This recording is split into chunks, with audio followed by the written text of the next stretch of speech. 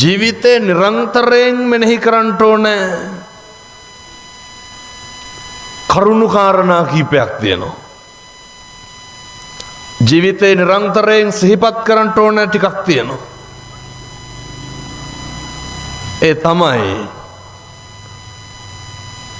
තථාගත බුදුහාමුදුරුවෝ දේශනා කරපු උගන්වපු අර චතුරාර්ය සත්‍ය දේශනාව තුල ඉස්සරලම උගන්වනව නේද පින්නතුනේ දුක්ඛ සත්‍ය.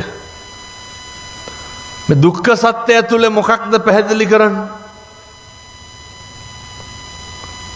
මම මේ කියන කාරණේ මේ පින්නතුන් සියලු දෙනාම බොහොම ඕනෑකමින් තේරුම් ගන්න ඕනේ. පැහැදිලි කරනවා පින්නතුනේ මේ අහලත් ඇති ඕන තරම්.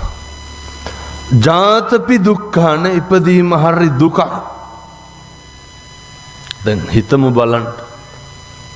මේ වෙනකන් කවද්ද ඉපදිච්ච එක දුකක් කියලා දැනුනේ. මේ හැම එකක්ම ඉපදීම මත නේද උනේ කියන එක. මතකද අර රාහුල කුමාරයා ඉපදුනාට පස්සේ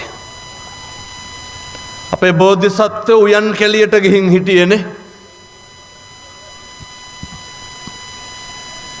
පණිවිඩකාරයා පණිවිඩය අරගෙන එනවා. පින්වත් යශෝදරා දේවිය පුත්රුවණක් ලැබුවා. බෝධිසත්වෝ මොකක්ද පැහැදිලි කරන්නේ? කියනවා රාහුලෝ ජාතෝ බන්ධනං ජාතං. රාහුලෙක් ඉපදුනා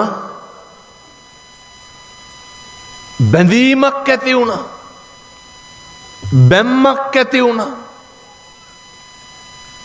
ඔහොම කියන්න තරම් සංසාරේ කොච්චර පුරුදු වෙලා තියෙන්න ඕනද?